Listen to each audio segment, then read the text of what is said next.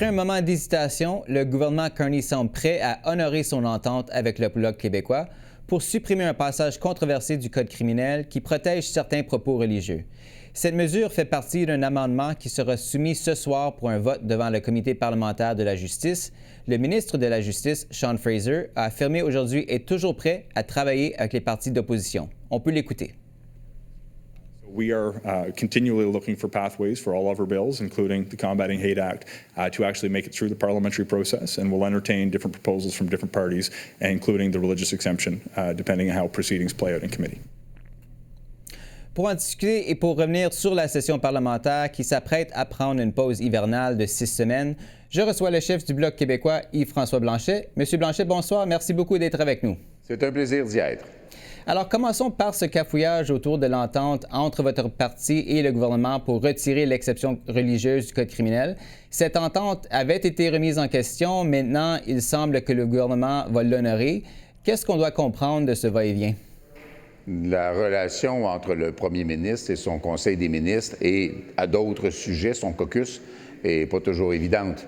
Si le premier ministre ne se range pas avec M. Fraser, il aura désavoué 2 ministres en 2 semaines, ce qui n'est pas une excellente idée d'emblée. On croit comprendre que le premier ministre n'est pas personnellement très chaud à l'idée de mettre fin à l'exception religieuse et on comprend que c'est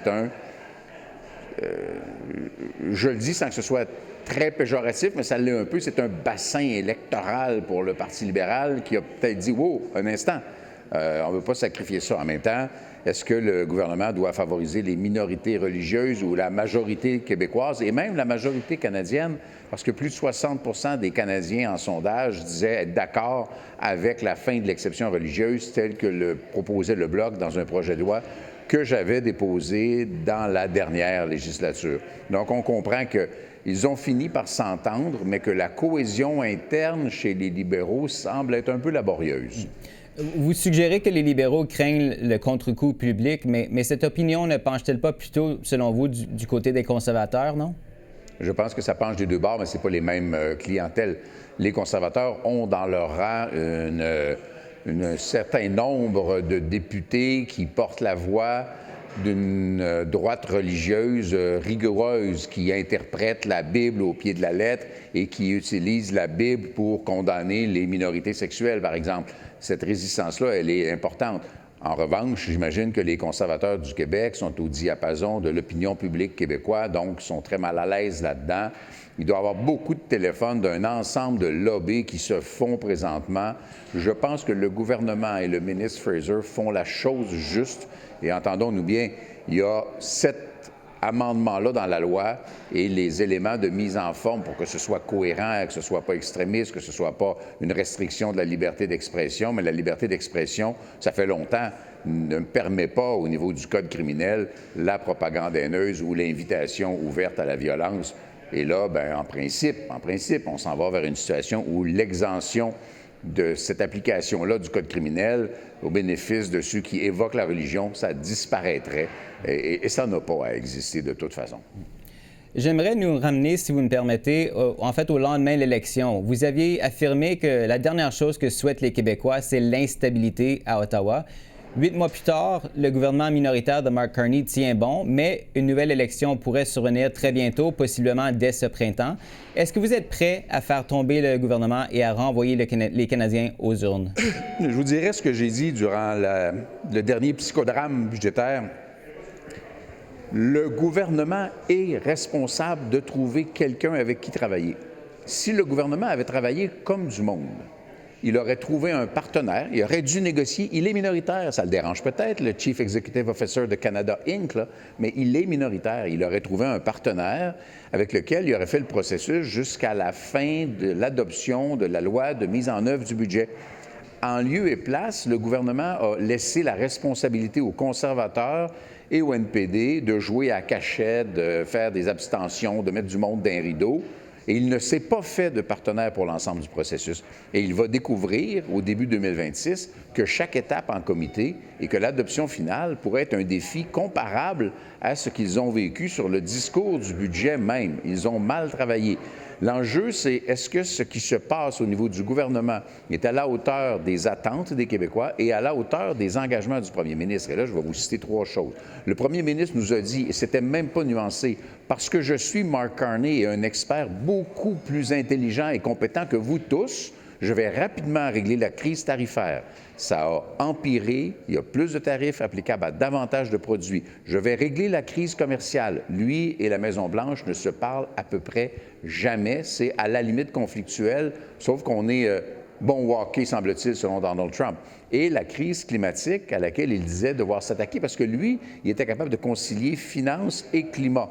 Les reculs en climat ont même mené au départ du Conseil des ministres de Stephen Guilbeault, qui, littéralement, attaque le gouvernement de l'intérieur depuis son départ, minant complètement la crédibilité. Donc, à un moment donné, le gouvernement va payer le prix. Un gouvernement minoritaire, ça dure en moyenne 1 an et demi. Ça va faire 1 an. Qu'est-ce qui va arriver rendu là? Ça appartiendra à l'ensemble du Parlement. Nous, c'est voici ce que le Québec veut. On vous conseille de le faire, sinon il y aura un prix à payer. Vous avez évoqué les pourparlers avec l'administration Trump. On sait qu'elle reste au point mort. L'un des dossiers les plus sensibles, c'est toujours la gestion de l'offre. Donald Trump disait encore en octobre que ce dossier, selon lui, restait sur la table. À quel point êtes-vous confiant que la gestion de l'offre sera protégée?